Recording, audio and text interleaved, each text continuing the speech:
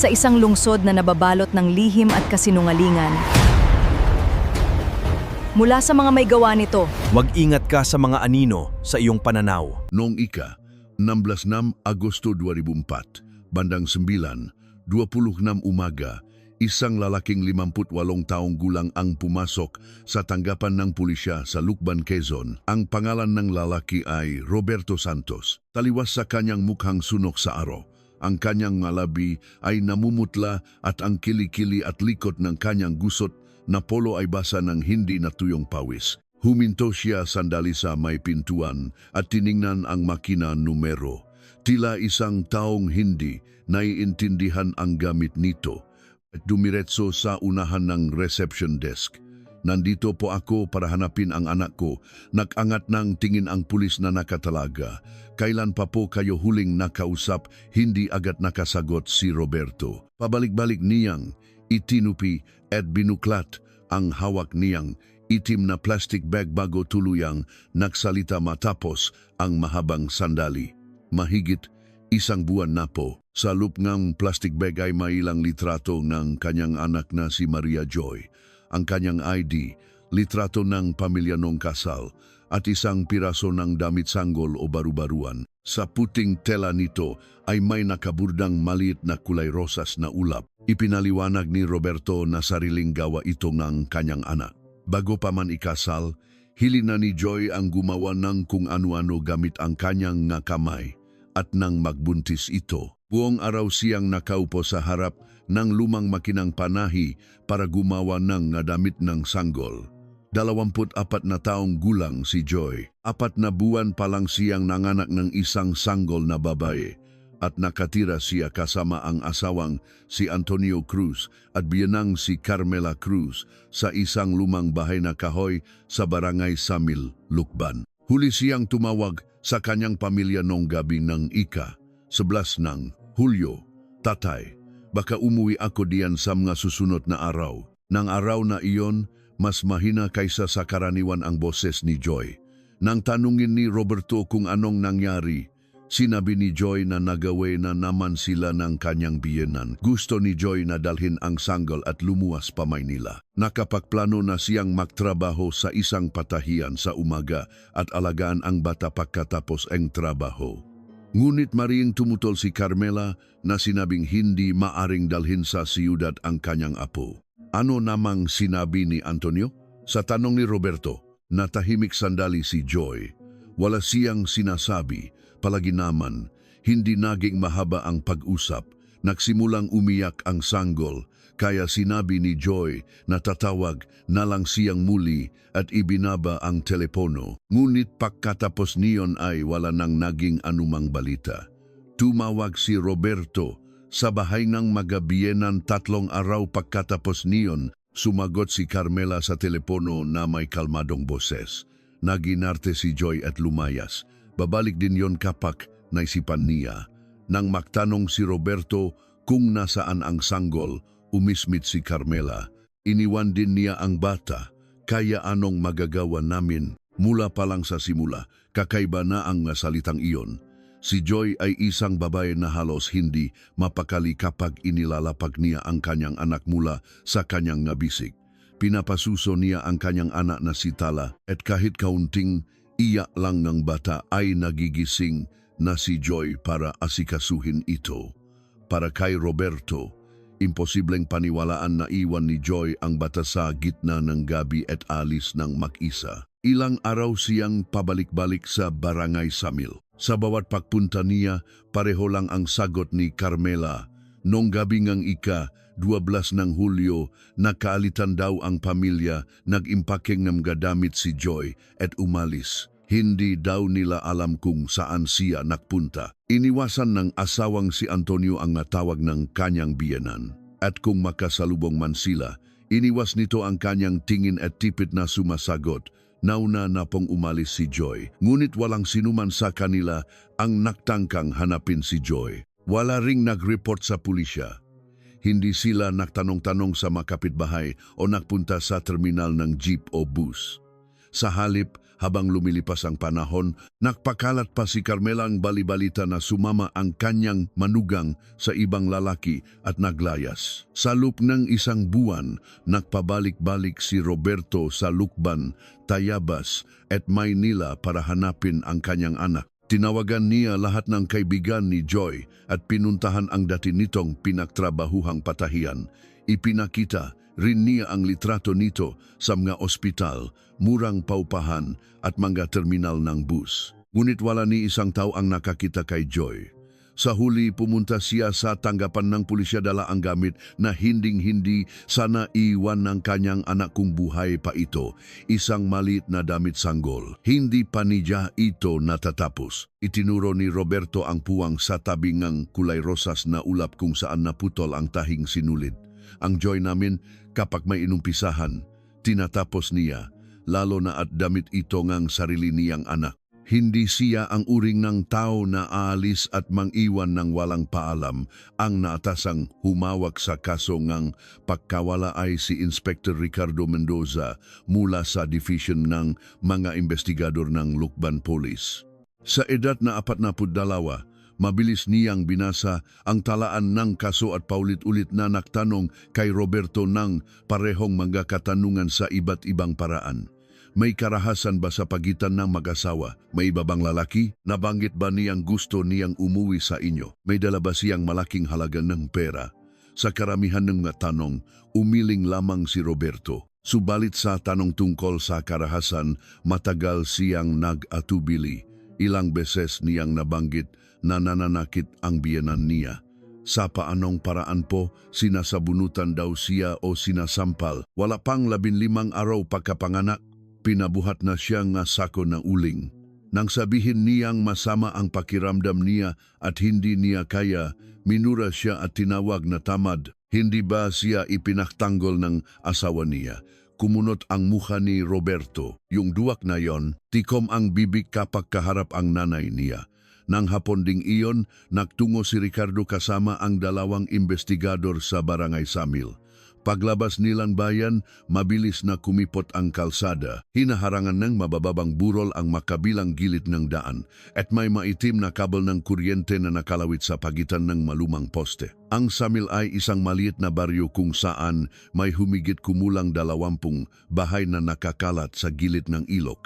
Sa pagitan ng palayan at taniman, mas maraming makikitang inilaladlad ng mga palay sa ibabaw ng asfalto kaysa sa mga tao.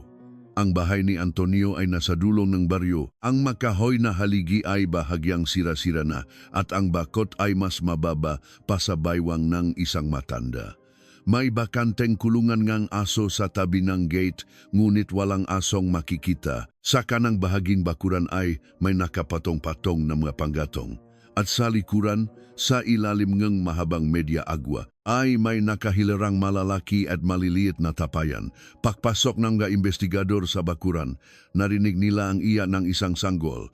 Maya-maya pa, binuksan ni Carmela ang pinto at lumabas. Sa kabilang kanyang edad na 54, matipuno ang kanyang pangangatawan at ang kanyang buhok ay mahigpit na nakatali sa likod ng walang kahit anong gusot. Hindi siya nagulat nang makita ang mga pulis. Nag-report siguro ang kabilang pamilya. Ang tono niya ay tila inaasahan na niya ang pangyayaring ito. Sa loob ng silid, nakaupo si Antonio habang buhat ang sanggol. Namumula na ang mukhang bata sa kakayak. Ngunit tila hindi alam ni Antonio kung paano ito patahanin at tanging ang kanyang natuhod lamang ang asiwa niyang iniugoy. Nang pabalang nakuhanin ni Carmela ang bata mula sa kanya, lalong lumakas ang iyak nito. Unang tinanong ni Ricardo ang sitwasyon noong gabi kung kailan daw umalis si Joy. Gabi po nga 12 ngang Hulyo yon, sagot ni Carmela. Nagpumilit na naman siyang lumuwas ng siyudad, isasama pa daw ang bata. Nang sabihin kong hindi pwede, nag-impake siya ng damit sa gitna ng gabi at umalis. Mga anong oras po iyon? Lampas 11:00 yata. Saang direksyon po siya nagpunta? Paano ko malalaman yon? Hindi ko naman siya sinundan palabas. Pareho lang din ang naging pahayag ni Antonio. Matapos daw magaway ng kanyang asawa at ina, pumasok daw si Joy sa kwarto at dahil pagod siya, Nauna na siyang nakatulog. Paggagising daw niya kinabukasan ng umaga, wala na si Joy at tanging ang sanggol na lang ang naiwan. Nawawala ang asawa ninyo, bakit hindi niyo inireport sa pulisya? Tanong ni Ricardo, at nun lang nag-angat ng tingin si Antonio. Kasi dati pa, palagi niyang sinasabing uwi siya sa mamagulang niya. Hindi siya umuwi sa kanila. Baka pumunta sa kaibigan niya. Hindi rin siya nakipag-ugnayan sa mga kaibigan niya. Saglit na nanigas ang mga labi ni Antonio. Subalit muli siyang nagiwas ng tingin at sinabing, siya naman ang kusang umalis, anong magagawa ko? Mas binigyang pansin ni Ricardo ang masalitang hindi kailanman binitawan ni Antonio habang tinatanong kaysa sa kanyang naging sagot. Hindi nagtanong si Antonio kung ligtas ba ang kanyang asawa. Hindi rin siya nagusisa kung paano ba ginagawa ang paghahanap kapag may formal na missing person report. Sa halip, paulit-ulit lang niyang kinumpirma kung may karapatan bang magaluhog ang mga pulis sa bahay nila at kung may pananagutan ba sila sa batas ng kanyang ina. Ang kwartong ginamit ni Joy ay nasa luban ng bahay. Isa itong maliit na kwarto na may isang bintana, lumang aparador, maliit na kabinet at mababang tokador. Sa unang tingin ay malinis at maayos ito, ngunit agad napansin ni Ricardo ang isang kakaibang bagay. Halos walang bakas ng buhay ng isang tao sa kwartong iyon. Sa loob ng aparador, puro damit lang ng lalaki ang naiwan sa ibabaw ng tokador. Walang mapampaganda, suklay o panaling buhok. May mga marka ngang pako sa pader, pero tinanggal na ang lahat ng mga litrato. Sa loob ng kabinet, mga walang laman na paper bag at mga lumang resibo na lamang ang naroon. Dinala po ba lahat ito ni Joy? Hindi nag-atubili si Carmela.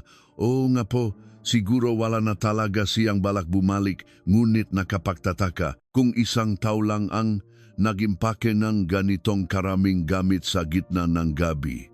Imposible itong makasya sa isang bag lamang. Bukod pa rito, walang sinuman sa magkapitbahay ang nakakita sa isang babaeng may dalang maraming gamit. Para makasakay ng jeep o tricycle palabas ng baryo, kailangan maglakad ng mahigit 20 minuto hanggang sa pinakamalapit na sakayan. Umulan din nung gabing iyon. Habang sinusuri ni Ricardo ang sahig, idinikdik niya ang kanyang kamay sa ilalim ng aparador. May sumabit na piraso ng tela sa dulo ng kanyang daliri. Nang hugutin niya ito, isa itong maliit na damit sanggol. Ang isang manggas ay hindi patapos at ang karayom na may nakapasok na kulay rosas na sinulid ay nakasabit pa rin dito. Sa napakaikling sandali, nanigas ang mukha ni Carmela. Bakit niya ito iniwan? Tanong ni Ricardo. Siguro nakmamadali siyang umalis kaya hindi na niya napansin. Nakmamadali siyang umalis kaya iniwan niya ang anak niya pero nagawa niyang dalhin lahat ng mga litrato at papeles niya. Hindi sumagot si Carmela. Nagpatuloy ang pakahaluhok hanggang sa lumubog ang araw. Sinuri nila ang kusina, bodega, bunton ng panggatong, balon at likod bahay. Ngunit walang natagpuang direktang ebidensya na makapagtuturo kung nasaan si Joy. Subalit, ang isang bahagi na pader sa kusina ay labis na malinis kumpara sa iba. Sa gitna ng pader na puno ng lumang mansa at uling, may isang bahagi na kasing taas ng balikat ng tao na tila bagong kuskos at namumuti. Nang lumabas ang mga investigador sa bakuran, mabilis na bumababa ang dilim mula sa mga burol. Muling nagsimulang umiyak ang sanggol. Sa pagkakataong ito, ang iyak ay tila mapuputol, manipis at mahaba. Naglakat si Ricardo patungo sa gate ngunit lumingon siya pabalik. Ang matapayan sa ilalim ng medya agwa ay nakahilera sa dilim na tila mga maitim na tao.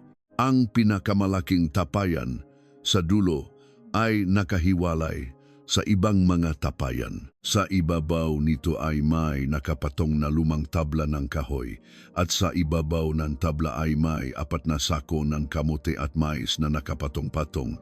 Ano po yung tapayan na yan? Tanong ni Ricardo. Sumagot si Carmela, na tila walang pakialam. May lamat na yan.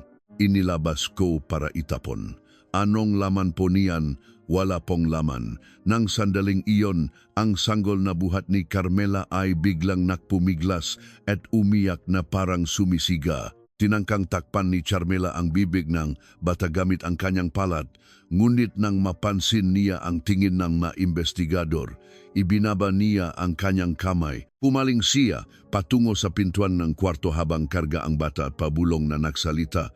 Kahit walang nanay, makakalimutan din niya pagkalipas ng ilang araw. Walang sinabi si Ricardo. Subalit hanggang sa makasakay siya sa sasakyan ng pulisya, hindi maalis ang kanyang paningin sa napakalaking tapayan sa dulo. Habang ang ibabaw ng ibang matapayan ay nabahiran ng lumang alikabok at ulan, ang katawan ng tapayang iyon ay may bakas na parang bagong punas ng kamay. At ang lupa sa ilalim ng tapayang iyon ay mas malalim ng kaunti kaysa sa paligid nito.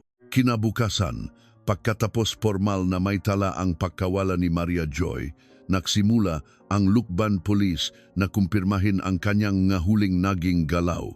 Hinati ni Inspector Ricardo Mendoza sa bawat oras ang talaan ng oras mula gabi ng ika-12 ng Hulyo kung kailan umano umalis si Joy hanggang kinaumagahan ng sumunod na araw. Sinuri nila ang pinakamalaking sakayan jeep, ang oras ng huling biyahe patungong bayan ng Lukban, pati na ang iskadule ng mga bus patungong Maynila at Tayabas. Ngunit wala silang nakuhang saksi na nakakita kay Joy sa alinmang lugar. Ang huling jeep na dumaraan sa Barangay Samil noong ika-12 ng Hulyo ay nakaalis ng baryo ng alas 8:40 ng gabi. Kung totoo ang sinabi nina Carmela at Antonio na umalis si Joy lampas alas 11 ng gabi, kailangan niyang maklakad sa maulan at mabundok na daan nang hindi bababa sa 2 oras para makarating sa bayan ng Lukban. Lalo pat 4 na buwan pa lang siyang nanganganak at may bit-bit pa siyang maraming damit at personal na gamit. Kinumpirma rin nila sa mga terminal ng tricycle. Ngunit walang record na may isinakay silang babae mula sa Barangay Samil noong gabing iyon. Walang perang nailabas mula sa bank account na nakapangalan kay Joy. Wala ring tala ang kanyang credit card dahil itinatago ito ng asawa niya pagkatapos nilang makasal. Ang kanyang cellphone ay nakapangalan kay Antonio at hindi kay Joy, at nakapatay ito simula ng araw na siya ay nawala. Ang taong kusang umalis ay nagiwan ng bakas, sabi ni Ricardo sa pulong ng investigating team. Sumakay man ng bus, gumastos ng pera o tumawag sa isang tao, kahit papaano ay may maywang isa. Pero si Maria Joy, walang anumang bakas na siya ay lumabas ng bahay. Nag-aalangang nagtanong si Detective Paulo Reyes na nakaupo sa tabi niya. Ibig sabihin ba nito, simula pa lang ay hindi na siya umalis ng bahay, hindi pa natin masisiguro. Pero puro salita lang ng mga taong nagsabing umalis siya, at walang anumang patunay para suportahan iyon. Nagsimulang magtanong-tanong ang investigation team sa mga residente ng Barangay Samil. Sa isang maliit na baryo, kahit isang estrangherong dumaan lang ay sapat na para maging usap-usapan sa loob ng ilang araw. Lalo na kung isang batang babae na may dalang malaking bagahe sa gitna ng gabi ang lumabas ng baryo. Malaki ang sansa na may makakakita sa kanya, ngunit walang nakakita kay Joy. Sa halip, may pahayag na may narinig silang malakas na ingay mula sa bahay ni Antonio noong gabing iyon. Si Lola Flora, 72 taong gulang na namumuhay mag-isa sa katapat na bahay, ay nakarinig umano ng sigawan bandang hapon. Sumigaw raw si Carmela sa kanyang manugang, "Ang kapal ng mukha mong kunin ang apo ko." At umiyak na sumagot si Joy, "Hindi na po ako makakatagal sa bahay na to. Hindi ko masyadong marinig ang boses ni Joy." Dati pa naman kasi siyang mahina ang boses, pero yung boses ni Carmela umaalingaw-ngaw hanggang sa kabilang ibayo. Sinabi ni Lola Flora na bandang lampas alas 10 ng gabi, may narinig siyang parang mabigat na bagay na bumaksak sa sahig. Bog! Makalipas ang ilang sandali, isa pa, bog. at panghuli, isang mas malakas at mas mabigat na tunog kaysa sa naunang dalawa. Noong una, akala ko gumuho yung panggatong nila. Kasi minsan nagsisibak sila, nega kahoy kahit gabi. Wala po ba kayong narinig na tili o paghingi ng tulong? Sa tanong ni Ricardo, bahagyang naningkit ang mga mata ng matanda. Parang may narinig akong maikli. Yung tunog ng babay na biglang humugot ng malalim na hininga, alam niyo yon. Pero pagkatapos noon, nagsimulang umiyak yung bata. Umiyak buong gabi. Dahil sa iyak ng bata, hindi ko na masyadong narinig yung ibang tunog. Ang kapitbahay na nakatira sa likuran ng bahay ay nagbigay ng pahayag na nung hating gabi. Ilang beses niyang nakita si Antonio na pabalik-balik sa pagitan ng imbakan ng panggatong at ng kusina. Umulan daw pero hindi ito gumamit ng payong at may hawak itong tila puting sako. Karaniwan, hindi yan lumalabas ng bakuran kapag hindi inuutusan ng nanay niya. Pero noong araw na yon, pabalik-balik siya kahit nagpapaulan ayon sa saksi. Kinabukasan daw ng umaga, may nakakita rin na mas magang lumabas si Carmela kaysa sa nakagawian. Nag-igip ng tubig at kinuskos ang sahig ng kusina. Sinabi nitong pinasok daw ng ulan ang kusina, ngunit ang pintuan ng kusina nung araw na iyon ay nakapasok sa luban kaya hindi ito direktang maabot ng ulan. Pangalawang beses na pinuntahan ng investigation team ang bahay.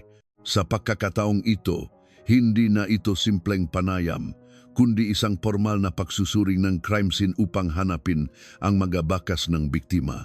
Ang kwarto na ginamit ni Joy ay tila mas walang laman kaysa noong unang bisita nila. Hindi lamang ang aparador, kundi pati na ang loob ng mga kabinet ay may bakas ng pagkapunas ng basang-basahan. Ang masulok ng sahig at likot ng mga muebles na dapat sana ay may alikabok ay napakalinis. Hindi lang ito basta paglilinis, negi isang espasyong matagal ng tinirhan negi tao. Tila may sumubok na burahin ang mismong pagiral negi taong iyon doon. Habang sinusuri ni Detective Paulo Reyes ang ilalim ng tokador, nakita niya ang isang maliit na pirasong papel. Basa na ito at natuyo, kaya kumalat na ang tinta, ngunit mababasa pa rin ang address at numero ng telepono ng isang patahian sa Maynila. Sa likod nito ay may maikling tala na tila sulat kamay ni Joy. Piveda ang dormitory. I check ang daikare para kay tala. Totu nga na may pilano si Joy na pumunta sa Maynila.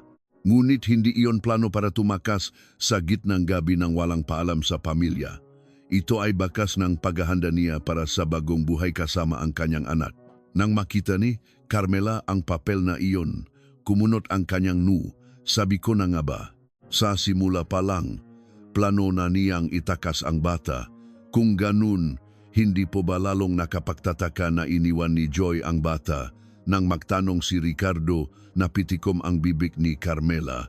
Ang maimbestigador na pumasok sa kusina ay masusing sinuri ang pader na napansin ni Ricardo noon una nilang pagpunta. Ang pader sa tabing kalan ay nangingitim na dahil sa lumang usok at mantika, subalit ang bahagi lamang na kasing taas ng katawan ng tao ang sobrang puti at malinis. May bakas na ilang beses itong kinuskos gamit ang sabon at sipilyo. Pati ang semento sa sahig ay hindi pantay ang kulay.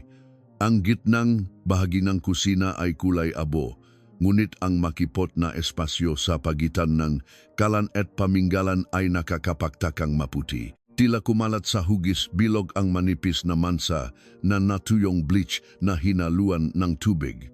Tinakpan ng matauhan ng soko, scene of the crime operatives, ang bintana ng madilim na tela at gumamit ng luminol. Nung una ay tila walang reaksyon, subalit nang patayin ang ilaw, lumitaw ang malabong kulay asul na liwanag mula sa pader malapit sa paminggalan at sa mga siwang ng sahig. Hindi malawak ang pagkalat ng liwanag. May maliliit na patak na nakakalat ng pahilig patungo sa pader at sa sahig ay may mahaba at hindi pantay na bakas na tila ipinunas na kalat-kalat. Pinapanut ni Carmela ang eksenang iyon mula sa labas ng pinto at yumismit. Dugo yan ng manok nung nakatay kami. Ano namang nakakapaktaka na may dugo sa kusina ng isang bahay sa probinsya? Kailan po kayo nakatay ng manok? Hindi ko na matandaan. Matagal na. Pero kamakailan niyo lang nilinis ang pader kasi mukhang marumi na kaya nilinis ko. Hindi na nagtanong pa si Ricardo. Sa pamamagitan lamang ng reaksyon ng kemikal, hindi matutukoy kung dugo ba ito ng tao o kung kailan ito lumitaw. Subalit ang labis na mabilis na pagsagot ni Carmela sa lahat ng tanong ay lalong nakpalaki ng kanyang hinala. Natakpuan ng isang pulis na nag-iinspeksyon malapit sa bunton ng panggatong sa likod bahay ang isang sunok na tumpok. Dahil sa ulan nitong mga nakaraang araw, halos nakabaon na ito sa putik. Ngunit may mga natitirang bahagi na hindi tuluyang nasunog. Nang maingat na tanggalin ng team ang abo at yuling, lumabas ang maliliit na metal na buttons, piraso ng zipper at bakal ng hair clip. Pagdating sa istasyon at nakita ang nagidensya, agad na nakilala ni Roberto ang hair clip. Ako ang bumili nito para sa kanya. Isa itong gamit na ginagamit na ni Joy bago pa man siya ikasal. Hindi ito mamahalin. Ngunit dahil makapal ang buhok ng kanyang anak, mas comfortable daw niya itong gamitin kaysa sa iba. Ipinilit ni Carmela na ang masinuno na gamit ay maluma na at itinapon na. Malamang may magamit din diyan si Joy. Umalis na siya kaya sinuno ko na yung mga hindi kailangan. Baka sakaling bumalik ang manugang ninyo, pero sinunok niyo lahat. Dahil hindi na siya babalik, paano kayo nakakasiguro? Saglit na hindi nakapagsalita si Carmela, ang asawang si Antonio na nakatayo. Sa tabi niya ang sumingit. Galit lang ang nanay ko kaya niya nasabi yon. Sa tingin niyo po babalik pa ang asawa niyo, Antonio? Hindi nakasagot si Antonio. Sa halip, tiningnan niya ang kanyang anak na umiyak sa isang sulok ng bakuran. Ang bata ay mag-isang nakahiga sa ibabaw ng manipis na kumot. Akmasanang humakbang palapit si Antonio ngunit huminto siya nang makita ang matalim na tingin ng kanyang ina. Nagpatuloy ang investigasyon noong araw na iyon hanggang sa paglubog ng araw. Sinuri nila ang bahay, bodega, balon, panggatong at ang lupa sa likod bahay, subalit walang natakpuang direktang ebidensya kung nasaan si Joy. Sinuri din ng team ang matapayan. Ang maliliit na tapayan ay naglalaman ng bagong at toyo at ang katamtamang tapayan ay may lamang sukang paumbong. Ang pinakamalaking tapayan sa dulo ay nakatakip ng tabla at 4 na sako. Nang subukang itulak ni Ricardo ang isang sako, mabilis na lumapit si Carmela. Huwag niyong galawin, yan. Mas matinis ang boses niya ngayon kaysa kanina. Bakit po hindi pwede? Sinabi ko na sa inyong may lamat ang tapayan na yan. Baka mabasag kung magalaw. May maguhit sa labas ng tapayan na mukhang mga lumang lamat. Ngunit mahirap kumpirmahin kung totong may basak nga ito dahil sa mga sako at tali na nakapalibot dito. Nang panahong iyon, ang tanging hawak ng team ay ang missing person report at ang hindi malinaw na reaksyon ng dugo. Wala pa silang direktang basehan para sirain ang buong lugar at sa pilitang buksan ang lahat ng lalagyan. Nag-utos si Ricardo na kunan ng litrato ang paligid ng tapayan bago sila umatras. Ngunit bago siya sumakay sa sasakyan, muli niyang sinuri ang ilalim ng tapayan. May tablang nakasangga sa ilalim nito at sa paligid ng lupa ay may manggabakas na tila ilang tao ang nagtulak at humila dito. Nung gabing iyon, nagpaiwan si Ricardo ng mag-isa sa opisina upang paulit-ulit na suriin ang mga litrato sa crime scene. Ang walang lamang kwarto ni Joy, ang suno na hair clip, ang kinuskos na pader sa kusina, at ang bungangang tapayan na tila binalot ng itim na plastik ay sunod-sunod na dumaan sa kanyang isipan. Upang may paliwanag ang pagkawalanging isang tao, masyadong maraming bagay ang sadyang binura. Kinabukasan, pinalawak ng mga pulis ang saklaw ng kanilang pagtatanong. Hindi lang mga kapitbahay, kundi pati mataong dumaraan sa palayan, mga negosyanteng naghahatid ng gulay at kartero ay kanilang kinausap. Karamihan ay nagsabing wala silang napansing kakaiba. Ngunit sa kalagitnaan nito, pinahinto sila ni Mang Lando na nakatira sa lumang bahay na gawa sa yero sa bungat ng baryo. Sa edad na 64, ilang beses niyang dinilaan ang kanyang labi habang tinatanong. Baka sa mukha niya na may alam siya ngunit nakalangan kung dapat ba niya itong sabihin. Yung tapayan po sa bahay na yon, panimula ni Mang Lando. Nagiba ang tingin ni Ricardo. Anong tapayan po ang tinutukoy ninyo? Yung pinakamalaking tapayan sa may Media Agua. Dati kasi, nasa loop yon ng kusina. Kailan po inilabas? Ilang araw pagkatapos mawala ni Joy. Bigla na lang lumapit si Antonio at humingi ng tulong sa akin. Sinabi ni Mang Lando na inilipat nila ang tapayan ni Antonio bago lumubog ang araw noong araw na iyon. Ipinaliwanag ni Antonio na may lamang sirang bagong ang tapayan. Ngunit ang bigat ng tapayan ay iba kaysa sa kung puno ito ng bagoong. Walang pakiramdam na may likidong umaalon sa loob at ang bigat ay nakasiksik lamang sa isang bahagi sa ilalim nito. Kinailangan nilang ibabang 3 beses ang tapayan bago nila ito may tawid sa hambangang pinto ng kusina. Habang inililipat ito, nang subukang silipin ni Mang Lando ang loob sa pamamagitan ng kahoy na takip, halos pasigaw siyang pinigilan ni Antonio. Huwag mong buksan, may bulok diyan, sobrang baho. Matapos ibaba ang tapayan sa ilalim ng Media Agua, tinakpan ito ni Antonio ng tabla at ibinalot ng tali ng ilang beses at ipinatong niya rito ang sako ng kamote at mais. Nung una, akala ko panis na bagong lang talaga, sabi ni Mang Lando habang nagkikiskis ng kamay. Pero nung nakita kong naghahanap ang mapulis, palagi ko na tong naisip. Kasi nung binubuhat namin yung tapayan, may tumunok sa loob. Anong klaseng tunok po? Lumunok muna ang lawe si Mang Lando bago sumagot. Hindi po tunog ng tubig na umaalon. 2 beses niyang tinapik ang kanyang tuhod gamit ang kanyang daliri. Tuk-tuk, parang may matigas na bagay na bumabangga sa pader ng tapayan sa loob. Agad na tumadyo si Ricardo. Hanggang sa makalabas siyang bakuran, hindi pa rin nasasabi ni Mang Lando ang huling salita niya. Ngunit nang buksan ang pintong sasakyan ng pulis, sumigaw siya nang nanginginig ang boses mula sa likuran. Sir Ricardo, lumingon si Ricardo. Pagkatapos naming ilipat yung tapayan na yon, gabi-gabi nakpapakulo si Antonio ng mainit na tubig at ibinubuhos niya sa paligid noon. Hindi ko lang alam kung dahil ba sa amoy o dahil sa mga insekto. Walang imik na sumakay si Ricardo sa sasakyan.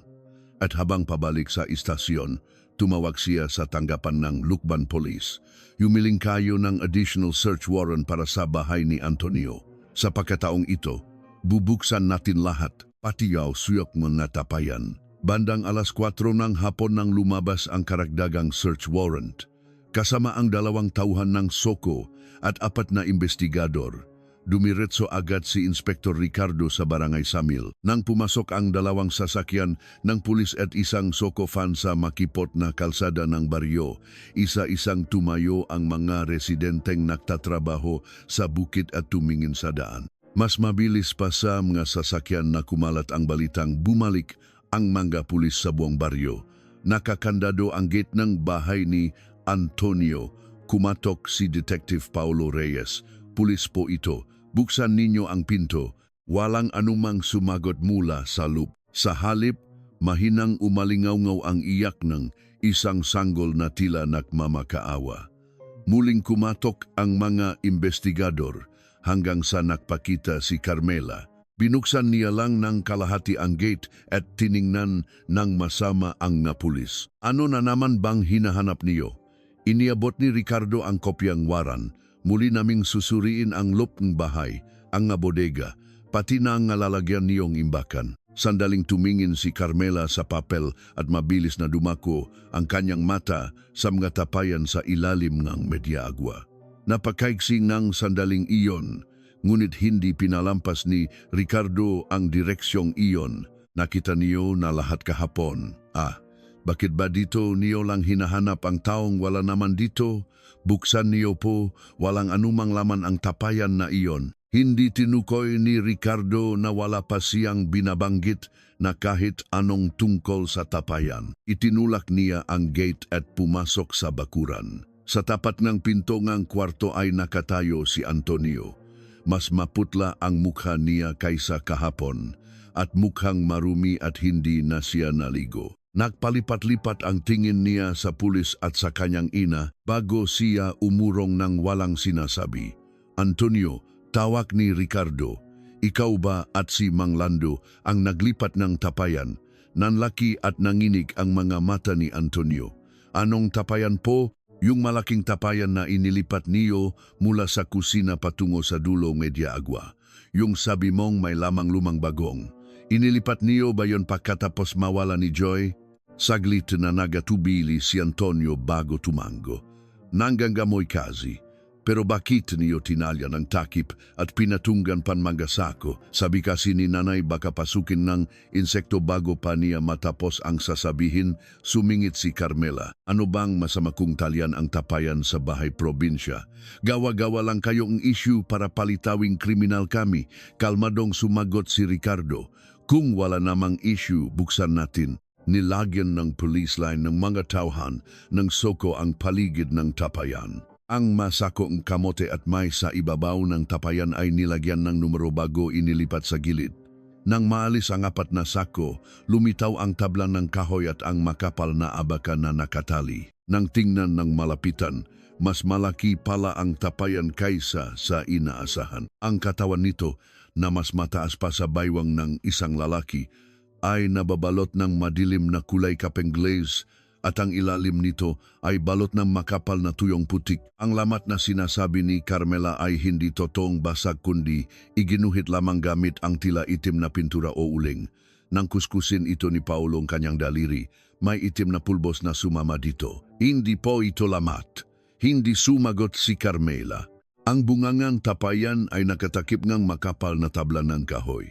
Sa mga puwang sa pagitan ng tabla at tapayan, may pinahalong putik at abo na ipinahid. Sa ibabaw nito ay may makapal na abaka na nakabalot ng pakrus ng ilang beses at ang buhol ay siningit papasok upang hindi madaling makalag. Inayos ng isang tauhan ng soko ang kanyang mask at nagsalita.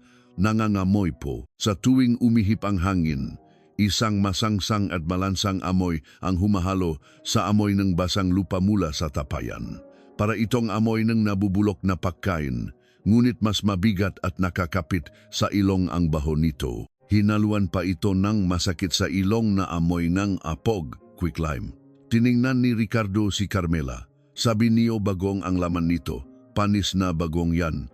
Nilalagyan bang ng apog ang bagong? Bahagyang nanginig ang panga ni Carmela. Lingit sa kanilang kaalaman, umatras na si Antonio hanggang malapit sa gate. Nang mapansin ni Paulo na dahan-dahang gumagalaw ang mangito, lumingon siya. Huwag kang alis diyan, pagkasabi niya non, biglang tumakbo si Antonio papunta sa gate. Agad siyang hinabol ng 2 pulis. Nahuli si Antonio bago pa siya makalabas ng bakuran at nakpumiglas ito hanggang sa napabagsak siya sa lupa. Wala akong alam. Sigaw niya habang nakasubsob ang mukha sa lupang putik. Inutusan lang ako ni nanay. Inilipat ko lang yon. Isang mahinang buntong hininga ng pagkagulat ang narinig mula sa mga kapitbahay na nakatambay sa labas. Matalim na sumigaw si Carmela sa kanyang anak. Tumahimik ka, pagalingaw-ngaw ng boses niya. Muling nagsimulang umiyak ang sanggol sa loob ng kwarto. Inutos ni Ricardo na paghiwalayin ang 2 bago ituloy ang pagbubukas NG Tapayan. Kinuhanan ng video ang buong proseso. Unang kumuha ng litrato ang soko sa buhol ng tali at kondisyon ng hibla nito bago nila dahan-dahang ginupit ang abaka gamit ang nakagwantang kamay. Nang makalag ang tali, lumitaw ang itim na plastik mula sa gilid ng tabla. Nang iangat nila ang tabla, nakita nilang tinatakpan ng plastik ang buong bunganga ng tapayan. Ang gilid ng plastik ay nakatali ng alambre at sa ibabaw nito ay ilang patong ng tape ang nakapulupot. Hindi ito simpleng pakselyo para maiwasan ang insekto. Ginawa ito para pigilang lumabas ang amoy at hangin mula sa loop. naputol ang unang alambre, nabalatan ang pangalawang tape. Sa sandaling dahan-dahang, iangat ng Soko ang isang gilid ng plastik. Ang hangin na nakulong sa loob ng tapayan ay lumabas na may mahinang tunog. May sang tao sa likuran ang nasuka. Agad na bumalot ang nakakasulasok na amoy sa buong bakuran. Kahit ang mga pulis na nakasuot ng mask ay napaatras ng ilang hakbang, tumili ang mga kapitbahay at nakanya-kanyang alisan sa labas ng bakod. Hindi gumalaw si Ricardo. Kinuha niya ang flashlight at inilawan ang lubgang tapayan. Noon una, parang kulay abo at puting bukol lang ang nakita niya. Mukhang apok na tumigas dahil sa kahalumigmigan. Ngunit nang ibaba niya ng kaunti ang ilaw, lumitaw sa pagitan nito ang buhok ng isang tao. Mahaba at itim na buhok na nakadikit sa pader ng tapayan. Nakabuhol sa tumigas na apog. Sa ilalim nito ay isang likod na balot sa damit. Tao ito. Ang katawan ng babae ay pilit na isiniksik sa ilalim ng tapayan. Ang mga tuhod niya ay nakataas hanggang dibdib at ang itaas na bahaging katawan ay nakatupi paharap. Ang dalawang braso ay nakatali sa likod. Ang taling nakapulupot sa kanyang napulso ay isang puting nylon clothesline na karaniwang ginagamit sa pagsasampay ng magalampin at damit ng bata. Makapal na apog ang nakatambak sa paligid ng bangkay. Sa ibabaw nito ay may pinahalong abo, asin at durok na uling. Tila hindi ito para mapigilan ang pagkabulok, kundi para itago ang amoy at patagalin ang pagkatuklas nito. Agad na naguto si Ricardo na palawakin ang kordon sa paligid ng crime scene. Tinawagan na rin ang NBI Forensics at ang piskalya. Nilagyan ng ilaw ang bakuran at bawat lupa, sako, tali at plastik sa paligid ng tapayan ay nilagyan ng numero ng ebidensya upang walang makaligtaan. Hindi naging madali ang pagkuha sa bangkay. Dahil nakasiksik ng malalim ang katawan sa loob, kung hihilahin ito habang nakatayo ang tapayan, mari itong makasira sa bangkay at ebidensya. Sa huli, nagpasya ang Soko na itala ang lahat ng estado ng tapayan bago ito itumba para mas madaling makuha. 4 na lalaki ang dahan-dahang nagtagilid sa tapayan. Ang bigat nito ay hindi may kukumpara sa bigat ng walang lamang tapayan. Nang matumba ito, narinig ang isang mabigat na tunog ng pagbagsak ng tumigas na apok sa loob. Ito ang parehong tunog na inilarawan ni Mang Lando. Nang dahan-dahang alisin ang apog, lumitaw ang damit ng babae, isang mapusyaw na asul na short-sleeved na polo at abong pantalon. Pareho ito sa damit na kinumpirma ni Roberto mula sa huling litrato ng kanyang anak. Mahirap makilala ang mukha ng bangkay dahil sa pagkabulok at sa apog. Ngunit ang maliit na paklat sa kaliwang umbok ng tainga, ang paso sa bukong-bukong at ang kanyang dental records ay makatukma. Ang babaeng iyon ay si Maria Joy. Pagkarinig sa kumpirmasyon nege pagkakakilanlan, matagal na hindi nakagalaw. Si Roberto sa upuan nege istasyon nege pulis. Hindi siya umiyak. Nakatitik lang siya sa hawak niyang damit sanggol bago siya mahinang naktanong. Nasa loop ba siya ng bahay na yon? Nang hindi makasagot si Ricardo, muling naktanong si Roberto. 1 buwan akong pabalik-balik sa harap ng bahay na yon para hanapin ang anak ko at nandun lang pala siya sa loop. Nangatal ang boses niya sa huli at tuluyang gumuho. Sa crime scene, nagpatuloy ang trabaho kahit nailabas na ang bangkay. Sa panloop na pader ng tapayan, maraming bakas ng tila pagkalmot ng ngakuko. May mga mahahabang patayong gasgas at mayroon ding maikling pauliulit na gasgas. Sa ilang gasgas, may mga natagpo ang maliliit na pirason na kuko. Matagal na pinagmastan ni Paulo ang mga bakas na iyon bago siya nagsalita. Kung inilagay siya pagkatapos siyang patayin, magkakaroon kaya ng ganitong mga marka. Hindi agad nakasagot ang investigador na Soko. Kailangan pang isailalim sa masusing pagsusuri. Ngunit ang kanyang ekspresyon ay nagsasabi ng pinakamasamang posibilidad. Ang ilan sa mga kukong bangkay ay putol na. Sa likod nege kamay at sa pulso, May bakas ng matinding pagkakabaw ng tali. Sa loob ng kahoy na takip ng tapayan, mayroon ding paulit-ulit na marka ng maliliit na pagpukpok. Tila may kumakatok ng paulit-ulit mula sa loob gamit ang kamay o isang matigas na bagay. Habang nililinis ang ilalim ng tapayan, isang maliit na bagay na metal ang natagpuan ng tauhan ng soko. Isang pilak na singsing na kalahating nakabaon sa apog, punong gasgas ang ibabaw nito at ang isang gilid ay yupi, tila nakatanggap ng matinding pakakapukpok. Sa loob nito ay nakaukit ang pangalan ng dalawang tao at ang petsa ng kanilang kasal, Tonyo Joy 2002-10-19. Ito ang wedding ring ni Joy. Walang kibo si Ricardo na pinapanood habang nilalagay ang singsing sa evidence bag. Kung totoong ginawa ni Joy ang mga marka habang buhay pa siya, ibig sabihin kahit nakatali ang kanyang mga kamay, ginamit niya ang singsing sa kanyang daliri para kumatok sa pader. Upang humingi ng tulong, umaasang may maglalabas sa kanya mula roon. Nang tuluyan ng dumilim, umalis na sa baryo ang ambulansya, sakay ang bangkay. Pinagmasdan ito nga residente mula sa malayo. Walang sinuman ang nagsasalita ng malakas. Isinakay sina Carmela at Antonio sa makahiwalay na sasakyan ng pulis. Bago pa man makasakay, lumingon si Carmela at tiningnan ang lugar kung saan nakapwesto ang tapayan. Sa lugar na iyon, may naiwang itim at mamasa-masa na marka na sumusunod sa bilok na hugis ng ilalim ng tapayan.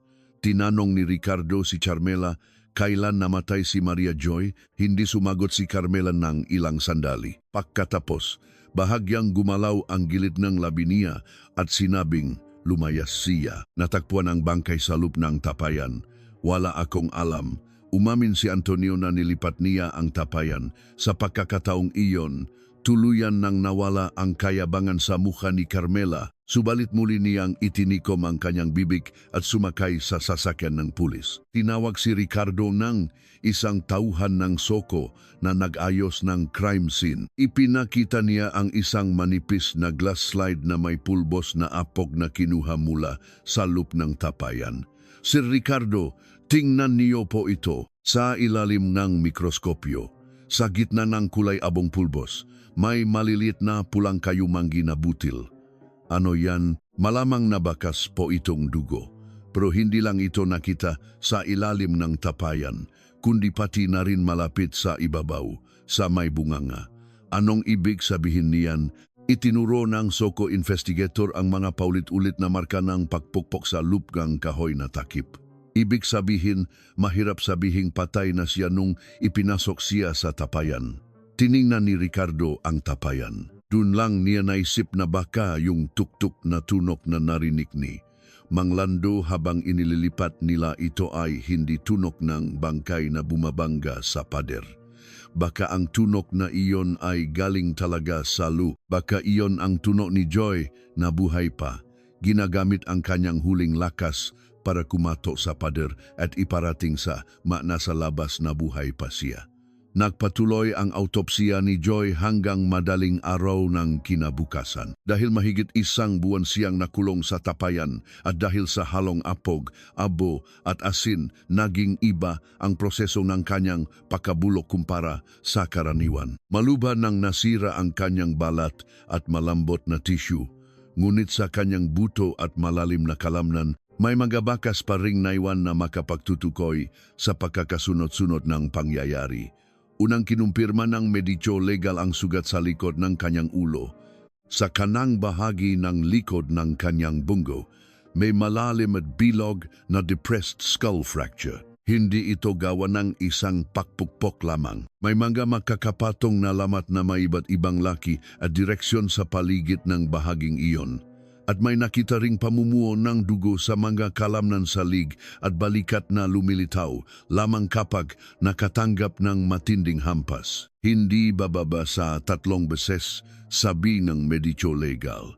Mukhang may dagdag na paghampas pa rin kahit bumaksak na siya matapos ang unang palo. Pinagmasdan ni Ricardo ang talaan mula sa kabilang iba yung salamin ng autopsy room. Trauma sa ulo po ba ang ikinamatay? Sapat na itong direktang dahilan, pero mahirap sabihing namatay siya agad-agad. Inilabas ng doktor ang malitrato ng mga pulso at daliri ni Joy.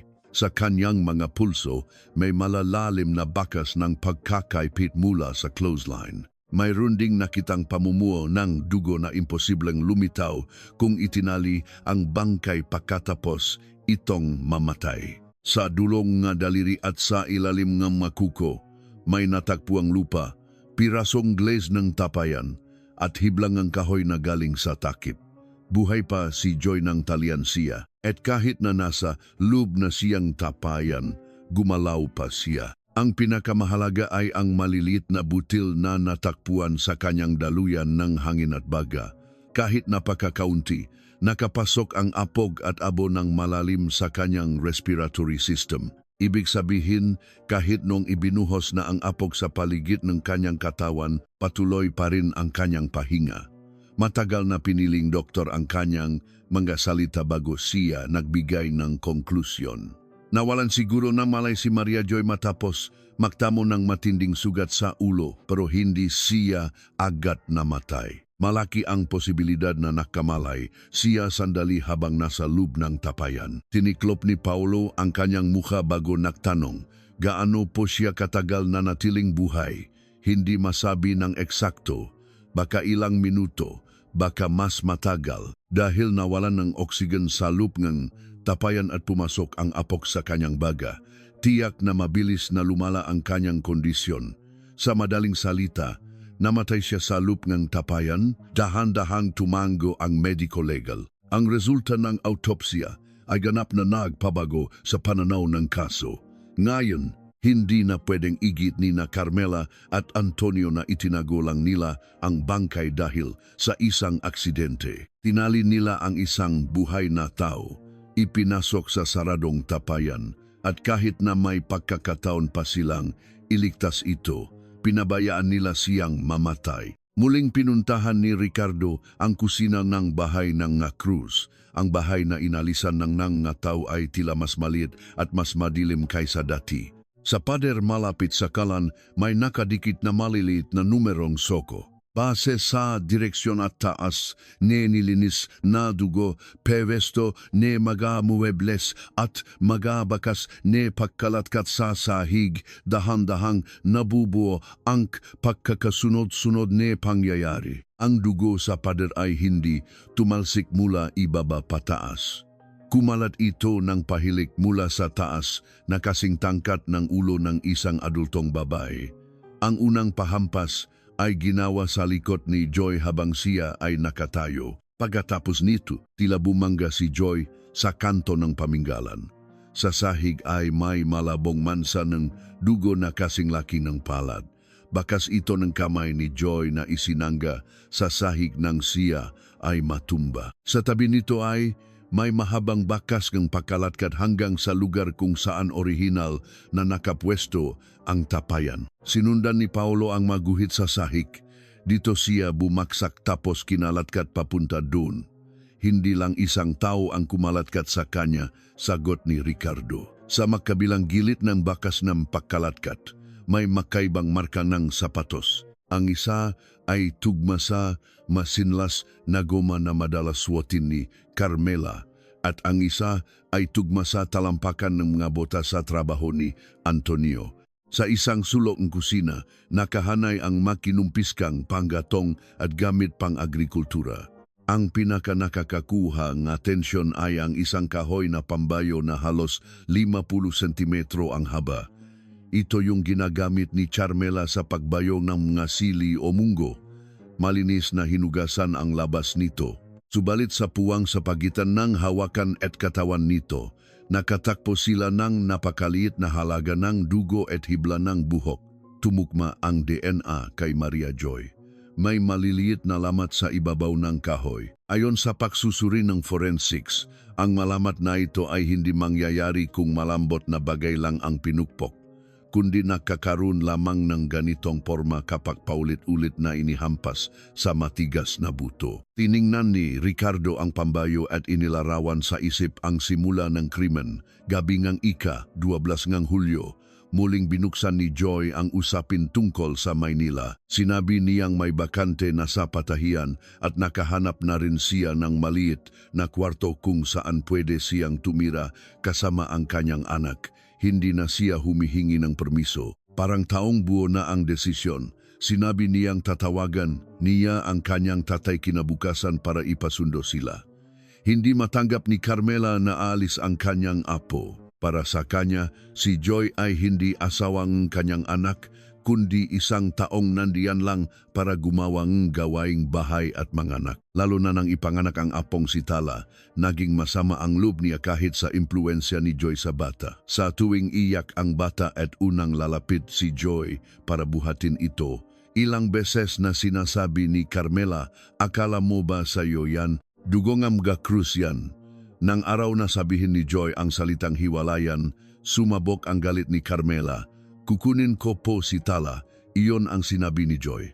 Hindi ko na kayang makisama kay Antonio. Tatawagan ko po ang tatay ko mamayang gabi. Kinuha ni Carmela ang pambayo malapit sa kalan.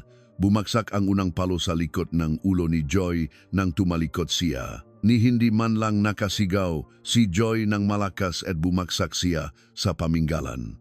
Susubukan sana niyang isangga ang kamay niya sa pader, ngunit bumaksak ang pangalawang palo sa pagitan ng kanyang balikat at leg. Lumuhod siya at natumba. Sa sandaling ito, pumasok si Antonio sa kusina. Nakita niyang nakahandusay ang kanyang asawa sa sahig, ngunit hindi niya pinigilan ang kanyang ina. Nang subukan ni Joy na bumangon, hinawakan pa niya ang magkabilang braso nito mula sa likuran. Nanay, tama na po. Ang tono niya ay hindi boses ng isang taong pumipigil para iligtas ang asawa. Mas parang mahinang babala ito ng isang taong takot na baka lumaki ang gulo. Humihingal ng malakas si Carmela at muling inangat ang pambayo. Ang ikatlong palo ay muling tumama sa likod ng ulo ni Joy. Tuluyan nang nawalan ng malay si Joy. Makalipas ang ilang sandali, mahina siyang dumaing. Hinawakan niya ang laylayan ng pantalon ni Antonio at tinawag ang pangalan ng kanyang anak, Tala. Hayaan niyo namang kunin ko si Tala. Inalis ni Antonio ang kamay ng asawa. Nang makita ni Carmela na buhay pa si Joy, naging mas malamig pa ang pag-isip niya sa halip na mataranta. Alam niyang kung magigising si Joy at magsusumbong sa pulis, hindi lang siya kundi pati ang anak niya ay makukulong. Pag nabuhay pa yan, pareho tayong tapos. Kumuha ng clothesline si Carmela. Nung una, hindi gumagalaw si Antonio. Ngunit nang subukan ng ina niyang ibaluktot ang magabraso ni Joy sa likuran ng mag-isa, lumuhod siya at idiniin ang katawan ng asawa niya. Magkatulong nilang itinali ang mapulso ni Joy. Nawalan ng malay si Joy ngunit muling dumilat, napaikot ang katawan at umungol ngang mahina. Noong panahong iyon, nasa sulok ng kusina ang tapayan. Dati itong lalagyan ng bagong ngunit ilang buwan na itong walang laman. Binuksan ni Carmela ang takip at tiningnan ang luwob. Doon lang napagtanto ni Antonio kung anong balak nilang gawin. Nay, dalhin natin siya sa ospital. Kung dadalhin natin sa ospital, makukulong ka. Hindi naman ako ang pumalo sa kanya, ikaw ang humawak sa kanya. Dahil sa isang pangungusap na iyon, tumikom ang bibig ni Antonio. Kinalatkat nilang dalawa si Joy patungo sa tapayan. Una nilang inangat ang upper body niya, ngunit dahil makipot ang bunganga ng tapayan, hindi siya agad nakasya. Inutusan ni Carmela si Antonio na itupi ang binti ni Joy. Itinulak ni Antonio ang tuhod ng asawa papunta sa dibdib nito. Dumilat saglit si Joy. Nakita niya mismo sa harap niya ang mukha ni Antonio. Gumalaw ang kanyang mga labi ngunit halos walang boses na lumabas. Nag-iwas ng tingin si Antonio. Binaliktat nila ang katawan ni Joy at ipinasok sa loob ng tapayan. Naunang pumasok ang ulo at balikat at sumunod ang nakatuping tuhod at paa hanggang marinig ang tunog ng pagbangga ng nu ni Joy sa panloop na pader ng tapayan. Agad na kumuha ng isang sakong ng apok si Carmela. Bago pa man makapagsalita si Antonio, ibinuhos na niya ang puting pulbo sa ibabaw ng katawan ni Joy. Nang umubo at gumalaw si Joy, nakdakdak pa nabo at asin si Carmela. Umatras si Antonio ng isang hakbang. Dun niya narinig ang maliit na tunok mula sa loob. Tunog nung pagkalmot. Noong una ay mahina lang, ngunit unti-unting bumilis. Kinakalmot ni Joy ang pader ng tapayan gamit ang kanyang nakataling kamay. Tuwing tumatama ang wedding ring niya sa pader, tumutunog ang matigas na metal. Tiningnan ni Antonio ang lube, buhay pa po siya. Kumuha ng itim na plastik si Carmela at tinakpan ang bunganga nito, kaya nga sinarado na. Kahit habang binabalot nilang dalawa ang alambre at tali, patuloy ang tunok mula sa lube. Kinakalmot ni Joy ang tapayan gamit ang kanyang nga daliri, pagkatapos ay nagsimulang pukpukin ang pader at takip gamit ang kanyang sing-sing. Tuk, tuk, tuk. Ilang beses pinahinto ni Antonio ang kanyang kamay. Ngunit sa tuwing titingnan siya ng masama ni Carmela, muli niyang hinihila ang tali. Kahit nasilyuhan na ang lahat ng singaw, nagpatuloy pa rin ang tunok sandali. Ang tunog ng pag-ikot ng katawan, nabulunang pagubo, at ang tunog ng kuko at metal na kumakalmot sa pader ay mahinang umalingaw-naw. Sa loob ng kwarto, umiyak ang 4 na buwang sanggol na si Tala. Nakatayo si Antonio sa pagitan ng kusina at kwarto at sabay niyang narinig ang dalawang iyak. Sa kabilang banda, hinahanap ng anak ang kanyang ina.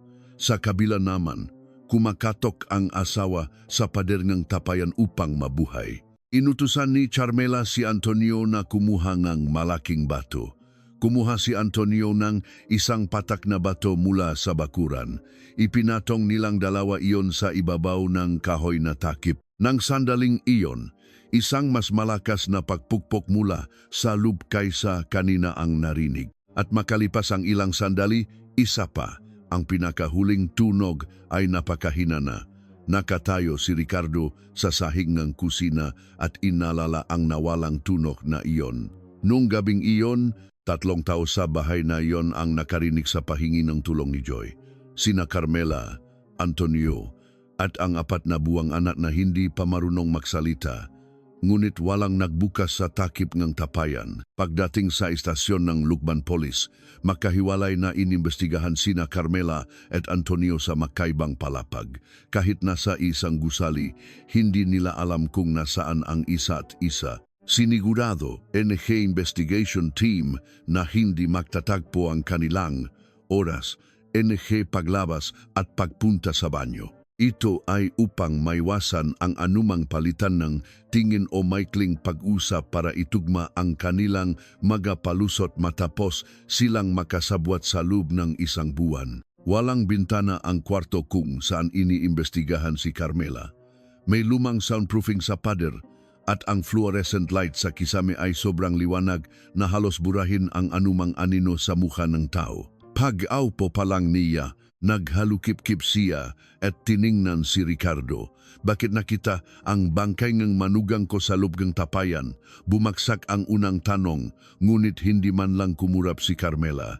Hindi ko alam. Ang tapayan na yon, nasa loob ng kusina dati. Lalagyan ng lumang bagong yon. Inilabas lang yon pagkatapos mawala ni Joy. Malamang anak niyo ang naglipat. Sino po ang nagbalot ng bunganga ng tapayan ng plastik at alambre at naglagay ng apok at abo?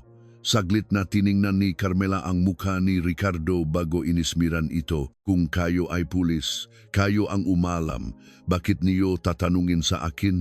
Walang makikitang pagkabahala o lungkot sa kanya. Napakahirap paniwalaan na isa siyang tao na ang manugang ay natakpuang patay sa loob mismong sarili niyang bahay. Sa halip, mukhang asar pa siya na parabang nasangkot lang siya sa isang nakakainis na gulo. Sa labas ng kwarto, pinapanot ni Paolo si Carmela sa likod ng salamin. Alam na nating ganyan siyang maninindigan sa simula pa lang. Mahinang tugon ni Ricardo, hindi siya naninindigan. Naniniwala lang siya na kontrolado pa rin niya ang sitwasyon. Kasabay nito, nagsisimula na rin ang investigasyon kay Antonio sa ibabang palapag. Nakasubsob siya sa upuan at nakayuko ang ulo. Taliwas sa taong nagtangkang tumakas sa bakuran kanina, naging kalmado na muli ang boses niya. Hindi ko po alam na nasa loob ng tapayan ang asawa ko, sabi niya. Sabi ng nanay ko, lumang basura, raw ang laman nun. Tanong ng investigador, kung wala kang alam, bakit ka tumakas nung bubuksan na sana namin? Nagulat lang po ako. Sabi mo kanina, inutusan ka ng nanay mo. Tinutukoy ko po yung paglilipat ng tapayan. Yun ang inutos niya. Hindi mo ba tinanong kung ano ang nasa loob? Ang sabi lang sa akin, mabahong basura raw. Boy-boy-bo nang bahadya ang sagot ni Antonio sa bawat tanong. Pero isa lang ang punto nito. Wala daw siyang alam at ginawa lahat iyon ng kanyang ina ng mag-isa. Hindi mo na ipinaalam ng pulisya ang resulta ng autopsya. Sa halip, inobserbahan muna nila kung paano magbigay ng salaysay ang dalawa. Para basagin ang katahimikan ni Carmela, isa-isang inilapak ni Ricardo ang mga ebidensya mula sa tapayan sa ibabaw ng lamesa. Una, ang litrato ng wedding ring. Ang singsing na yupi ang isang bahagi dahil sa paulit-ulit na pagpukpok sa pader ng tapayan. Sumunod ang lab report ng pulbos at hibla ng kahoy na natakpuan sa ilalim ng makuko ni Joy. At ang mga litrato ng bakas ng pagkakagapos sa pulso at ang apok sa loob ng kanyang respiratory system. Buhay pa po si Maria Joy nang ipinasok siya sa tapayan, sabi ni Ricardo. Nang marinig iyon, doon lang unang nakitaan ng pagyanik ang mga mata ni Carmela. Subalit agad siyang umiwas ng tingin. Kung ano-ano na lumalabas sa katawan ng patay na tao, hindi ganyan ang resulta ng doktor. Nakamalay po si Joy sa loop ng tapayan. Kinalmot niya ang powder gamit ang makuko niya at pinagpokang takip gamit ang sing-sing niya. Dinilaan ni Carmela ang natutuyo niyang labi. Wala akong narinig. Wala pa po akong tinatanong kung may narinig kayo. Tumahimik ang buong kwarto. Napagtanto ni Carmela na nakamali siya sa nasabi niya. Ngunit hindi na niya mababawi ang nga salitang nabitawan niya. Inilapit ni Ricardo ang kanyang katawan. Ano po ang hindi niyo narinig? Wala po. Tinutukoy niyo ba yung tunok mula sa loob ng tapayan? Walang ganong tunok. Bakit niyo sinabing wala kayong narinig ng hindi ko pa tinatanong? Bakas ang pakapikon sa mukha ni Carmela. Hinampas niyang palat ang lamesa at sumigaw. Mabuhay man siya o mamatay, anong pakialam ko? Baka may ibang kumuha sa kanya nung umalis siya tapos ipinasok siya diyan. Kung ganon, bakit niyo sinunog ang damit at hair clip ng manugang niyong sinasabi niyong umalis lang ng bahay? Luma na yon kaya itinapon ko. Bakit niyo kinuskos ng bleach ang pader ng kusina? Sinabi ko na sa inyong nakatay ako ng manok. May dugo at buho ni Joy sa pambayo. Tumikom ang bibig ni Carmela. Inilapak ni Ricardo ang huling lab report sa harap niya. Tugma ang sugat sa bungo ni Joy sa hugis ng pambayo. Ilang segundo ding tiningnan ni Carmela ang papel. Sa ilalim ng fluorescent light, dahan-dahang tumulo ang pawis mula sa kanyang sentido. Subalit makalipas ang ilang sandali, bigla siyang nanghina. Ang matigas niyang mukha ay gumuho at namula ang paligid ng kanyang mata. Isang napakalayong hitsura mula sa taong nang iinsulto sa pulis kanina lang. Aksidente lang yon, sabi ni Carmela. Siya ang unang sumugod sa akin, walang imik na nahintay si Ricardo. Nung araw na yon, sinabi ni Joy na kukunin niya ang bata at alis sila. Nang sabihin kong hindi pwede, sumigaw siya at nahagis ng gamit. Tapos nadula siya kaya tumama ang ulo niya sa paminggalan. Bakit niyo ginamit ang pambayo? Hindi ko yan ginamit. May dugo doon. Malamang natabik niya nung natumba siya. Nakasandal ang pambayo doon malapit sa kalan. Paano po nangyari na ilang beses tumama sa likod ng ulo niya ang pambayo kung natumba lang siya?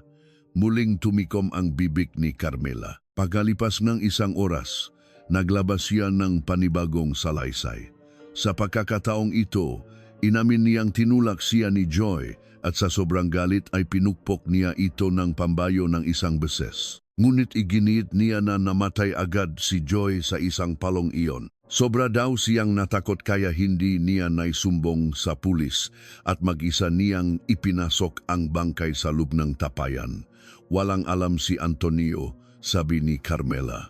Uminom siya nung araw na yon at natulog lang sa kwarto. Ako ang gumawa ng lahat. Ang anak niyo ang naglipat ng tapayan. Hindi niya alam kung anong nasa loob. May skin tissue ni Antonio na nakuha sa plastic ng bunganga ng tapayan. Malamang dumikit iyon nung inilipat niya. Mayroon din sa clothesline na ginamit panggapos sa pulso ni Joy. Nanigas ang muka ni Carmela. Iniladlad ni Ricardo ang blueprint ng crime scene na nagpapakita ng laki ng tapayan at ng biktima. Ang taas ng tapayan ay halos 1 meter 30 centimeters, gawa sa makapal na glaze at putik. Kaya kahit walang laman ay sobrang bigat. Ang taas ni Joy ay 163 centimeters at ang timbang matapos manganak ay nasa 52 kilograms. Paano niyo ipinasok ng mag-isa? Kinalatkat ko papunta doon tapos ipinasok ko. Pakipaliwanag po kung paano. Sinabi ni Carmela na gumamit siyang kamay para hawakan ang braso ng bangkay at inangat ito. Ngunit base sa paliwanag na iyon, tanging kalahati lang katawan ni Joy ang sasabit sa bungangang tapayan at walang paraan para mayangat ang ibabang bahagi ng katawan niya. Hindi po ba natumba ang tapayan? Isinandal ko po sa pader. Walang bakas sa crime scene na isinandal ito sa pader. Kung ganon, ipinhiga ko siya tapos ipinasok ko. Ang apog sa loob ng tapayan ay ibinuhos habang ito ay nakatayo, hindi nakasagot si Carmela. Nagsagawa pa ang maimbestigador ng reenactment gamit ang isang babaeng pulis at manika na kapareho ng hugis ng katawan ng biktima. Imposibleng mabuhat ng mag-isa ng isang taong kasing edad at katawan ni Carmela ang 52 kilogram na nakalaylay na bangkay at ipasok ito sa ibabaw ng tapayan. Lalo pa at para may tupi ang mga tuhod ng biktima, talyan ng manabraso at ipasok siya ng nakataob, kakailanganin ng hindi bababa sa 2 tao. Ang salaysay ni Carmela na ginawa niya ang lahat mag-isa ay isang kasinungalingan para protektahan ang kanyang anak. Dala ang resultang iyon. Bumaba si Ricardo sa kwarto kung nasaan si Antonio. Pagod na si Antonio matapos ang gumayjit 10 oras na investigasyon. Namumula ang mga mata niya at nangangatal ang kamay na may hawa na paper cup. Walang kibong inilapak ni Ricardo ang evidence bag na naglalaman ng wedding ring sa ibabaw ng lamesa. Pagkakita sa singsing, agad na umiwas ng tingin si Antonio. Namumukhaan mo ba ang gamit ng asawa mo? Hindi po. May nakaukit na pangalan niyo sa loob. Marami pong ganyang singsing. Ang singsing na ito ang ginamit ni Joy para pukpukin ang pader ng tapayan. Umiktat ang lalamunan ni Antonio. Narinig mo ang tunog na iyon? Hindi po. Narinig ni Mang Lando ang tunog ng matigas na bagay na bumabangga sa pader noong ilipat niyo ang tapayan. May posibilidad na buhay pa si Joy noong oras na iyon.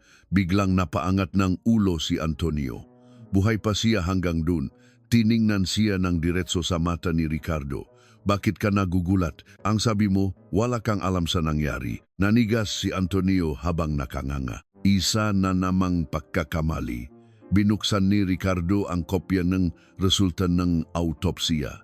May apok na natakpuan sa baga ni Joy. Sinabuyan siya ng apok habang buhay pa. May marka ng pagkakagapos sa pulso niya habang buhay pa at may natirang glaze ng tapayan sa ilalim ng kuko niya. Sabi ni nanay nagsimulang magsalita si Antonio pero pinutol siya ni Ricardo. Sabi ngang nanay mo, natutulog ka daw sa kwarto nung gabing iyon. Nanginig ang mga mata ni Antonio. Pero may bakas ng sapatos mo sa sahig ng kusina, may DNA mo sa clothesline, mayroon din sa alambre at plastic ng tapayan.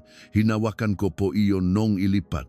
Kumatok ang asawa mo sa pader mula sa loop ng tapayan, pero hindi mo siya inilabas. Akala ko patay na siya. Sa sandaling lumabas iyon sa bibig niya, tila huminto ang oras sa loop ng kwarto. Napakabagal na nagtanong si Ricardo.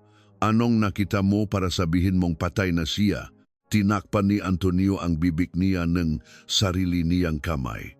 Huli na ang lahat. Iginiit niya na hindi niya alam kung sinong nasa loob kang tapayan. Pero ngayon sinabi niyang akala niya patay na si Joy. Hindi na masyadong idiniin pa ni Ricardo. Sa halip, sumanda lang siya sa upuan at tumahimik. Tanging ugong lang ng fluorescent light ang naririnig. Mas matinding presya ang naibigay ng katahimikan kaysa sa anumang tanong. Makalipas ang ilang minuto, nagsimulang manginig ang balikat ni Antonio. Hindi ko po siya pinalo, sabi niya. Wala akong pinalo kahit isang beses, pero hinawakan ko siya. Nakayuko si Antonio. Galit na galit si nanay. Sinabi ni Joy na makikipaghiwalay siya at kukunin niya si Tala. Pagkarinig doon, agad na kumuhang pambayo si nanay. Bakit hindi mo siya pinigilan? Sinubukan ko pong pigilan. Pumipigil ba yung pahawak sa braso ni Joy? Tinakpan ni Antonio ang mukha niya ng dalawang kamay. Sinusubukan kasi niyang tumayo. Baka kung anong gawin niya kay nanay. Kung binitiwan mo si Joy bago ang ikatlong palo, makakatakas sana siya. Hindi ko naman po alam na abot sa ganito. Nung ipinasok niyo siya sa tapayan, alam mo ba, bumilis ang pahinga ni Antonio. Hindi siya nakapagsalita ng ilang sandali. Tapos, tila nagbubuntong hininga matapos magpigil ng matagal.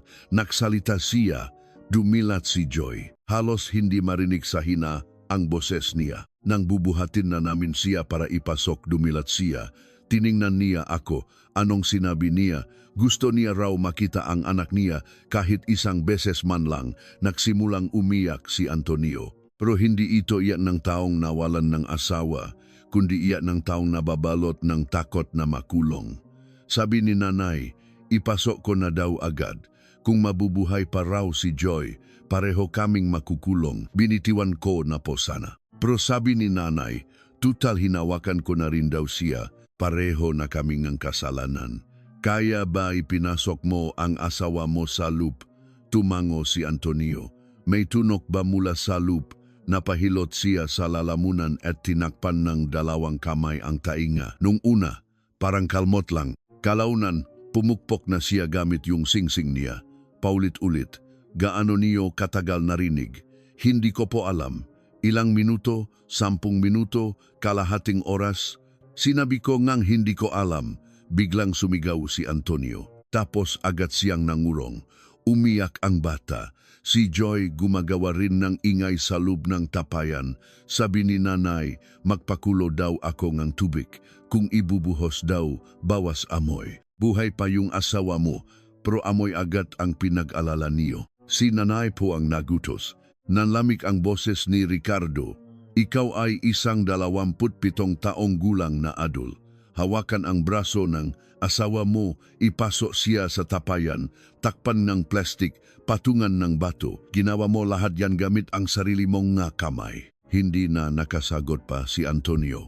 Bandang 3:40 ng madaling araw, pumirma si Antonio sa isang sinumpaang salaysay kung saan inaamin niya ang lahat. Umamin siya na pinigilan niya si Joy nang paluin itong kanyang ina at alam niyang buhay ito, pero hinayaan niya itong may pasok sa tapayan at takpan. Pagkalipas ng ilang araw, siya rin ang nakiusap kay Mang Lando na ilipat ang tapayan. Ngunit may isang tanong pa ring naiwan kay Ricardo. Talaga bang sa buksong damdamin lang pinalo ni Carmela si Joy nung araw na iyon?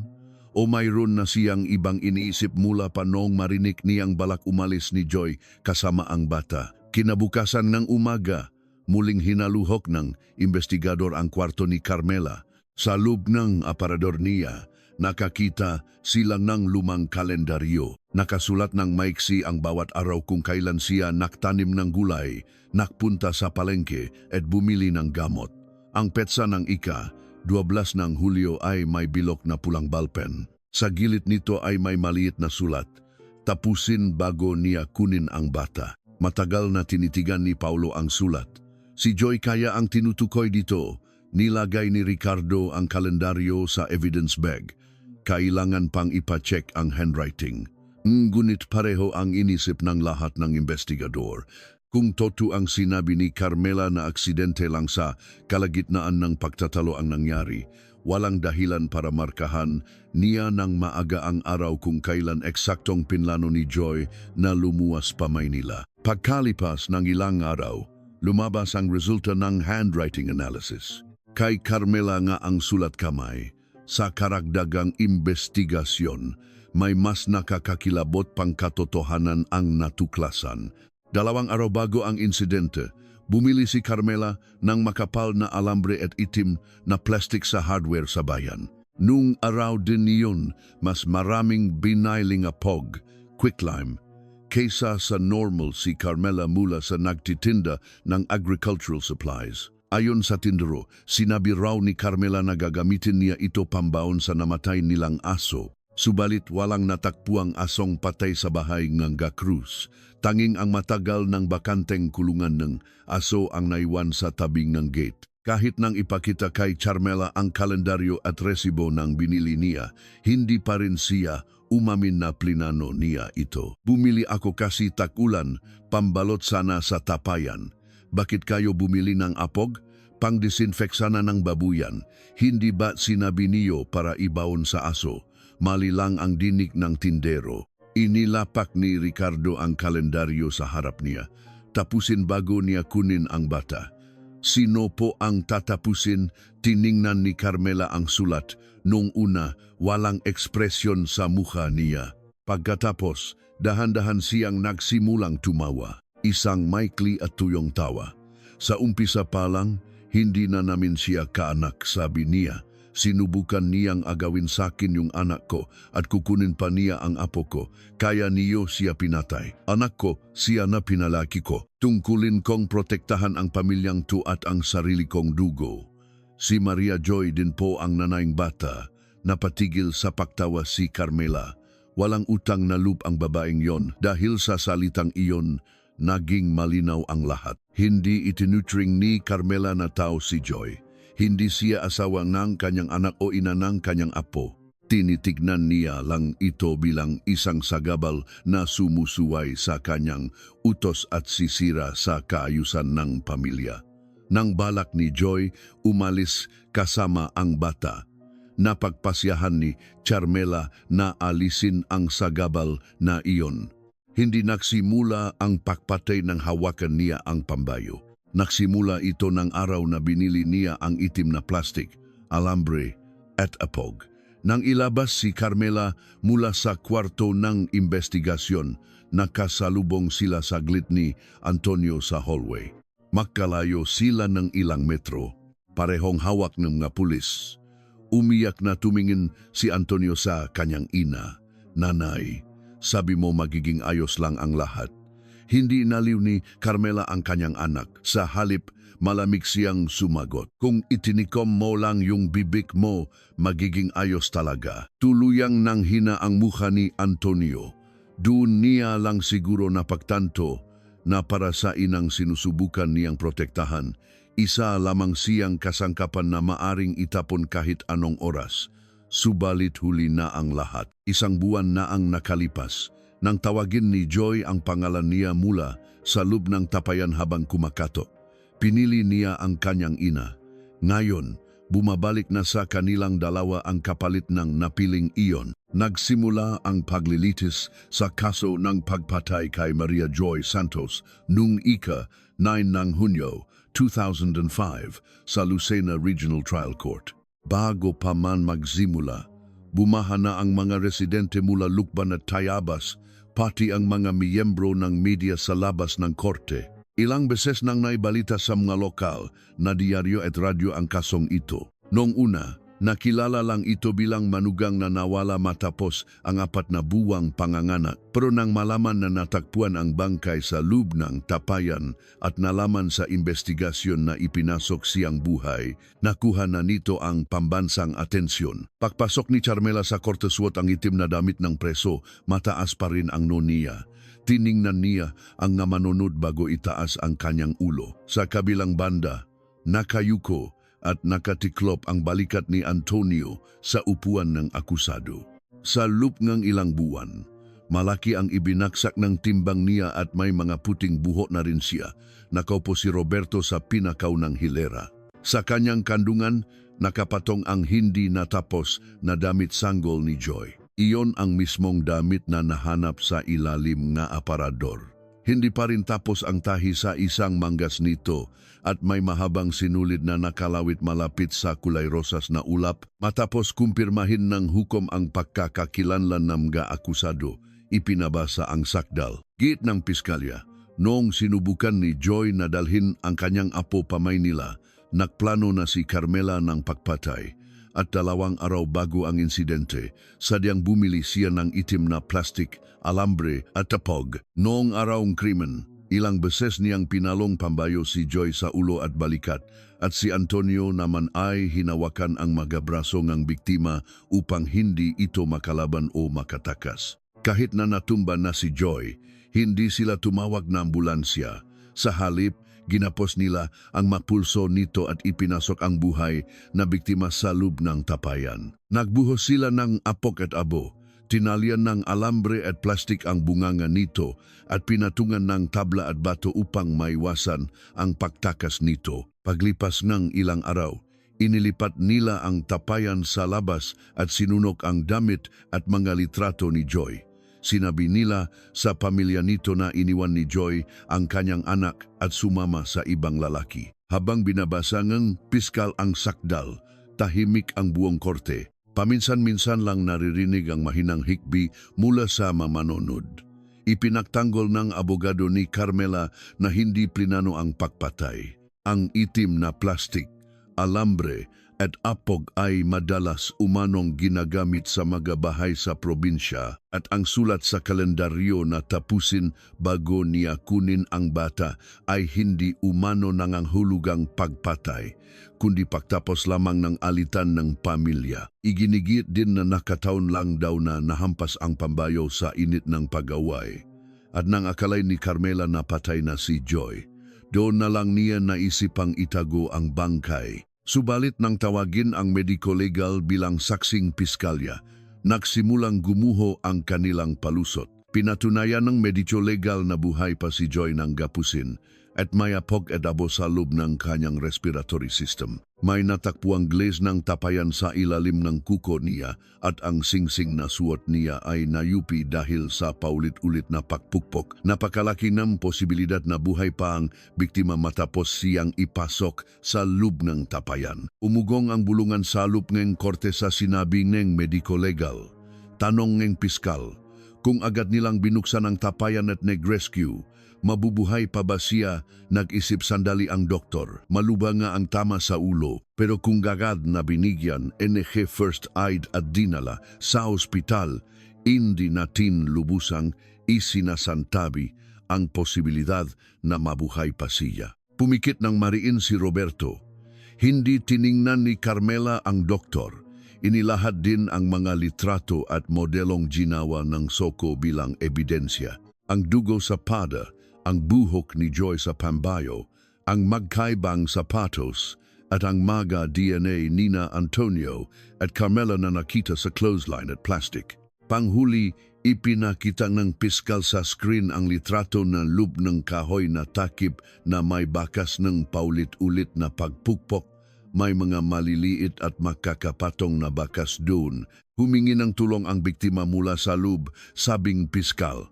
Umamin din ang akusadong si Antonio na narinig niya ang tunog na iyon sa investigasyon. Iginiit naman ng abogado ni Antonio na lumaki siya sa ilalim ng nakakatakot at mapang-abusong kapangyarihan kanyang ina, kaya noong ginagawa ang krimen, wala na siya sa tamang pag-isip dahil sa matinding takot at kalituhan. Hindi raw siya ang direktang pumalong ang pambayo at si Carmela, talaga ang utak ng lahat. Subalit tumutol ang piskal at sinabing hindi lang isang simpleng saksi si Antonio. Hinawakan niya ang braso ng asawa niya. Tumulong siyang gapusin siya. Binuhat niya ang buhay niyang asawa papasok sa tapayan. Sinaraduhan niya ng alambre at plastik. Kahit narinig na niyang kumakatok si Joy sa tapayan, hindi niya binuksan. Paglipas ng ilang araw, Linoko niya ang kapitbahay para ilipat ang tapayan. At sa loob ng isang buwan, buhat-buhat niya ang maliit na anak habang sinasabi ang kasinungalingan na lumayas ang asawa niya. Hindi po dahil naging masunurin ang akusado sa kanyang ina, tiningnan ng piskal si Antonio. Tinakasan niya lang ang kasalanan at itinapon ang asawa niya. Si Mang Lando na tumayong saksi ay nakwento kung paano niya nilipat ang tapayan. Napakabigat daw nito at nakarinig siyang tunog na matigas na bagay na pumupukpok sa loob. Nang sinubukan niyang hawakan ang takip, namutla raw si Antonio at sumigaw na huwag itong buksan. Ngayon ko lang naisip, tao po ba yung nasa loob nung mga oras na yon? Nanginginig ang boses ni Mang Lando. Kung sana pinilit kong buksan yon nun. Hindi niya natapos ang sasabihin. Sinabi ng hukom na walang kasalanan ang saksi, ngunit nanatiling nakayuko si Mang Lando habang pababa mula sa witness stand. Sa huling araw ng paglilitis, nabigyan ng pagkakataon ang pamilya ng biktima na magsalita. Tumayo si Roberto sa harap ng witness stand habang hawak ang hindi tapos na damit sanggol. Wala siyang nakahandang kodigo. Matagal niyang tiningnan ang maakusado bago dahan-dahang nagsalita. Isang buwan kong hinanap ang anak ko. Mahina ang boses niya pero malinaw itong umaaling-aungaw sa buong korte. Ilang beses akong pumunta sa bahay na yon. Tinatanong ko kung nasaan si Joy. Paulit-ulit nilang sinasabi na iniwan ng anak ko ang kanyang bata at sumama sa ibang lalaki. Tiningnan ni Roberto si Carmela. Hindi pa sapat na pinatay niyo ang anak ko, ginawa niyo pa siyang masamang ina. Umiwas ng tingin si Carmela. Sunod na tiningnan ni Roberto si Antonio. Sa mga huling sandali ni Joy, tiyakong tinawag niya ang pangalan ko. Hindi pulis o ang pangalan ko, kundi pangalan ng kanyang asawa. Nanginig ang balikat ni Antonio, pero hindi mo man lang binuksan ang tapayan. Iniladlat ni Roberto ang hawak niyang damit ng bata. Ang damit na ito ay ginawa ng ako para ipaswat kay Tala. Bakit gagawin itong taong may balak lumayas? Bakit hindi pa niya tinapos ang isang manggas kung may balak siyang iwan ang anak niya? Narinig na ang malalakas na iyak mula sa mamanunod. Hindi ako humihingi ng mabigat na parusa, sabi ni Roberto. Sana lang hanggang sa mamatay sila, huwag nilang makalimutan ang tunok na narinig nila mula sa loob ng tapayan na iyon. Sa huling pahayag ni Antonio, tumayo siya at yumuko kay Roberto. Patawad po, umiyak siyang nagsalita. Nawala ako sa sarili ko noong oras na iyon. Natakot po ako sa nanay ko at natakot akong lumaki ang gulo. Hindi siya tiningnan ni Roberto. Ilang beses huminging ng tawad si Antonio, pero habang humahaba ang kanyang paliwanag, mas lumalamig ang tingin sa kanya ng buong korte. Kaysa sa tunay na pahingi ng tawad sa asawa, puro natakot ako lang ang lumalabas sa bibig niya. Iba naman ang huling pahayag ni Carmela. Sinabi niyang ipinaktanggol niya lang ang pamilya niya. Nauna daw siyang bastusin ni Joy at binalak nitong agawin ang kanyang apo. Nagtanong ang hukom, tinatanggap niyo ba na ang biktima ang tunay na inang bata? Tahimik muna si Carmela. Hindi porke ikaw ang nanganak. Ikaw na ang ina. Pagkasabi noon, umalingaw-ngaw ang malakas na pagbatikos at sigaw mula sa mamanunod. Agad na nagutos ng katahimikan ang hukom. Ibinaba ang sentensya nung 30 Hunyo 2005. Dahil nalaman ng maga ni Carmela ang pag-alis ng biktima, bumili ng kagamitan pangkrimen at sadyang isinara ang tapayan kahit alam nitong buhay pa ito. Hindi tinanggap ng korte ang palusot niyang nakataon lang na aksidente. Nahatulan si Carmela ng reclusion perpetua habang buhay na pagkakakulong. Si Antonio naman ay nahatulan ng 25 taon.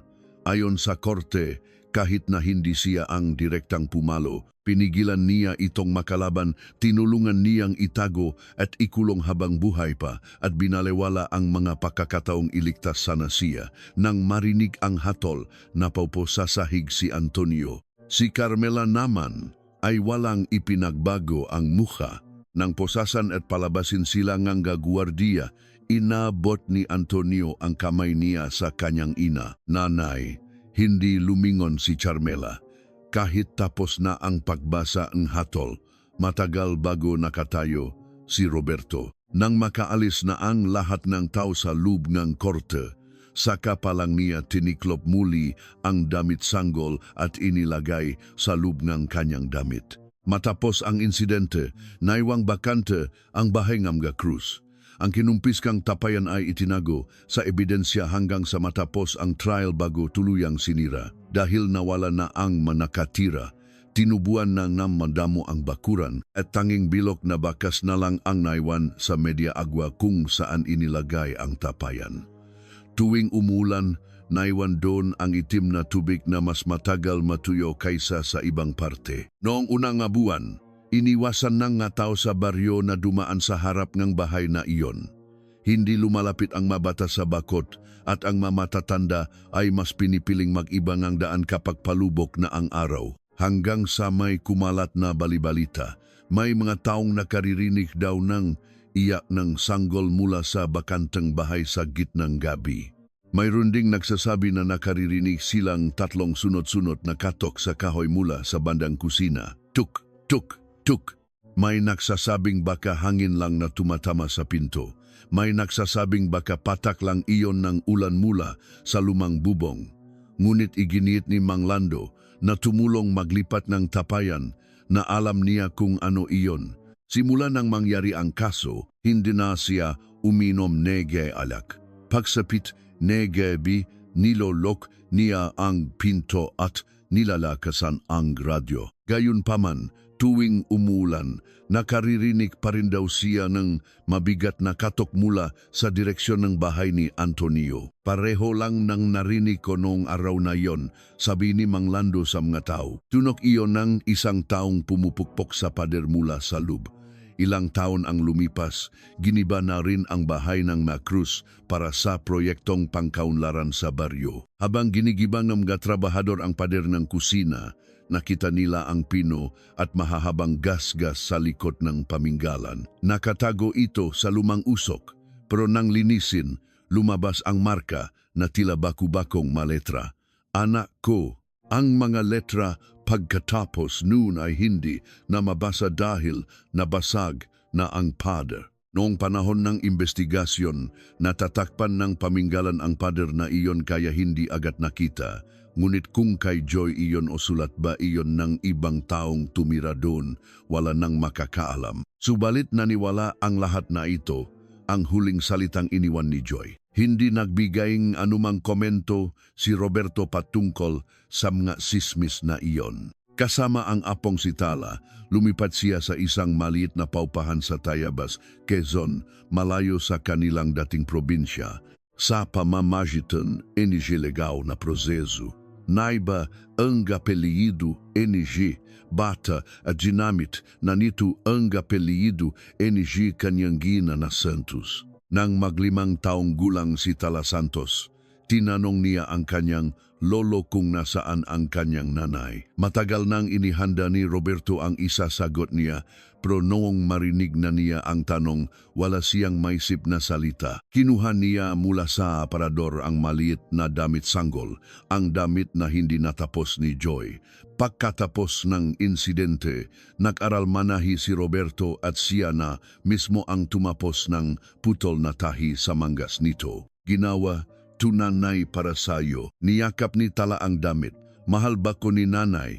Hinimas ni Roberto ang buho ng bata, higit pa sa kahit anong bagay sa mundo.